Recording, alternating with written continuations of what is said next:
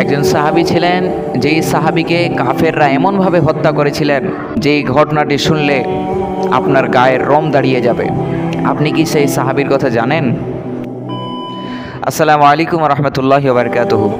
আজকে আমরা জানবো এমন একজন সাহাবীর কথা, যেই সাহাবীকে কাফেররা হত্যা করেছিলেন, সুলদণ্ড দিয়েছিলেন, দুনিয়া থেকে এইভাবেই সুলদণ্ড দিয়ে হত্যা করেছিলেন, বিদায় করেছিলেন, দুনিয়া থেকে মুছে ফেলেছিলেন এই সাহাবীকে। কোন সাহাবী? পুরো ভিডিওটি দেখবেন, অবশ্যই পুরো ভিডিওটি দেখবেন। আমি কথা বলছি যে এই সাহাবীর কথা, ওনার নাম হচ্ছে খুয়াইফ রাদিয়াল্লাহু তাআলা আনহু। এই সাহাবীকে আল্লাহ পাক রব্বুল আলামিন দ্বীনের জন্য, ইসলামের জন্য দায়ী করে পাঠানো হয়। এই সাহাবীকে দ্বীনের জন্য, ইসলামের জন্য দায়ী করে পাঠানো হয়।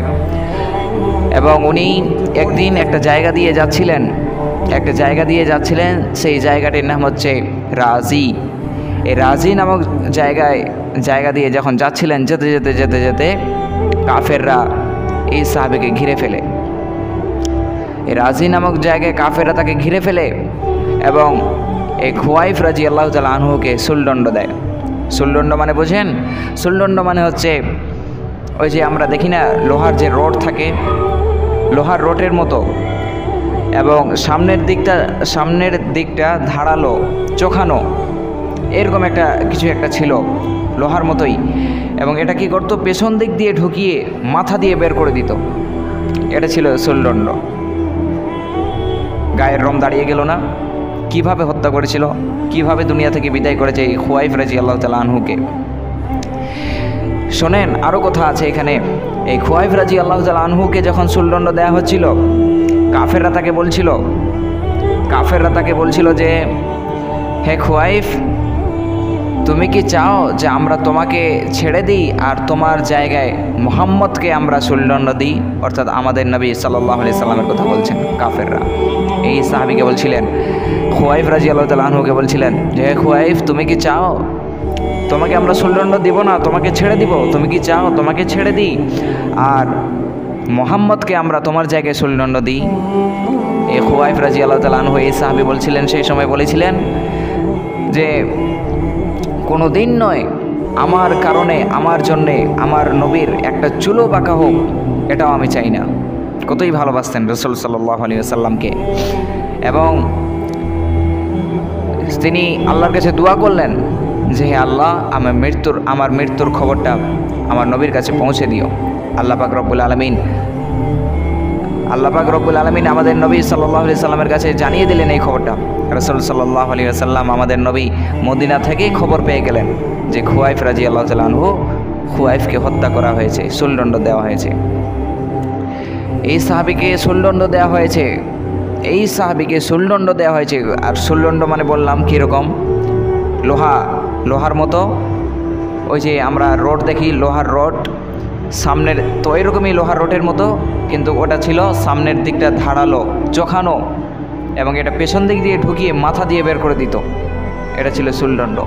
এইভাবে কাফেররা এই খুয়াইফ রাদিয়াল্লাহু তাআলা আনহুকে দুনিয়া থেকে বিদায় করেছে, শেষ করে ফেলেছে, একদম ওনাকে দুনিয়া থেকে বিদায় করে ফেলেছে। এই খুয়াইফ রাদিয়াল্লাহু তাআলা আনহু শহীদ হয়েছেন। এই খুয়াইফ রাদিয়াল্লাহু তাআলা আনহু নবীর জন্যে, ইসলামের জন্যে, আল্লাহর জন্যে শহীদ হয়ে চলে গেছেন। তো ওনাদের ঈমান কীরকম ছিল? নবী সাল্লাল্লাহু আলাইহি সাল্লামকে কীরকম ভালোবাসতেন উনি? জবাবটা কি দিলেন কাফেরদেরকে? আমরা এটা দিতে পারবো? আমাদেরকে কেউ যদি আমাদেরকে ধরে ফেলে, আমাদের যেমন দাড়ি আছে, কেউ যদি বলে দাড়ি কেটে ফেলো, আমরা কি করব? ওরা যদি বলে, কাফের যারা মুশরিক, এরা যদি আমাদেরকে ধরে, যদি বলে যে দাড়ি কেটে ফেলো, নয়তো তোমাকে এখানেই হত্যা করা হবে, তোমাকে শেষ করে ফেলা হবে। যদি আমাদেরকে গান ধরে রাখে এখানে, বা তরবাল যদি নিয়ে থাকে, বা অন্য কিছু হাতিয়ার যদি নিয়ে থাকে, আর আমাদেরকে বলে, এই দাড়ি কেটে ফেলো, নয়তো এখানেই তোমার মৃত্যু নিশ্চিত, এখানেই তোমাকে শেষ করে দিব। আল্লাহি, আল্লাহর কসম করে বলছি, আমরা এমনই মুসলিম, আর আমাদের এমনই এখন ঈমান আছে, সঙ্গে সঙ্গে দাড়ি কেটে ফেলবে। নিজের জীবন বাঁচাবার জন্যে। তো ওই সময় ওই রকম সাহাবি ছিলেন, ওনাদের ঈমান অনেক মজবুত ছিল, এই সাহাবিদের ঈমান অনেক মজবুত ছিল। আর আমাদের ঈমান ওই রকম নাই, দুর্বল, আমাদের ঈমান হয়ে গেছে দুর্বল। যেই মানুষ বলছে, অনেক মাও আবার বলে সন্তানকে যে দাড়ি কেটে ফেলো, তোমার তো এখন বয়স হয় নাই, এখন কেন তুমি দাড়ি রাখবা, তোমার তো এখন মাত্র 18, 19, 20, 21+ বয়স চলছে, যখন তোমার বিয়ে হয়ে যাবে বিয়ের পরে দাড়ি রাখবে, খবরদার এই কাজ করবা না। এই ভিডিওটি এই কথাগুলো যে কোনো যদি যুবক শুনে থাকো বা শুনছো এই ভিডিওটা বা দেখছো, আমার বয়সে তোমরা যারা আছো কিংবা আমার থেকে উঁচু বয়সে তোমরা যারা আছো, কথাটা অবশ্যই মনে রাখো, দাড়ি কাটা যাবে না। কেউ তোমাকে বলছে ঈমান মানে কি, নবীকে ভালোবাসি মানে কি, নবীকে ভালোবাসি এর মানে কি বোঝাই তোমাদেরকে, 1 মিনিট খালি বুঝাই যে নবীর ভালোবাসা কীরকম। তোমার মাই ধরে নাও বলছে বা কেউ ধরে নাও তোমাকে বলছে যে তুমি দাড়ি রেখেছো, তোমার মুখটা মানায় না, দেখতে ভাল লাগে না, হ্যাঁ তোমার মুখটা মানায় না, ভাল লাগে না, তুমি দাড়িটা কেটে ফেলো তাহলে ভাল লাগবে। তুমি ওইখানে জবাব দাও, খুবই শক্ত ভাষায় জবাব দাও, দুনিয়াও যদি ছাড়তে হয় দুনিয়া ছাড়তে রাজি, তবুও দাড়ি কাটতে রাজি নই, এটা জবাব দাও। এটার নামেই তো রসুল সাল্লামকে ভালোবাসি, এর নামেই তো নবীর মোহাব্বত। নবীকে এমনি খালি বললে হয়ে যায় যে আমি নবীকে মোহাব্বত করি, আশিকে রসুল এই যে বের হয় 12 রবিউল আউয়াল বের হয় না, তো এরকম বের হলেই যে নবীকে ভালোবাসি এটা প্রমাণ হবে না।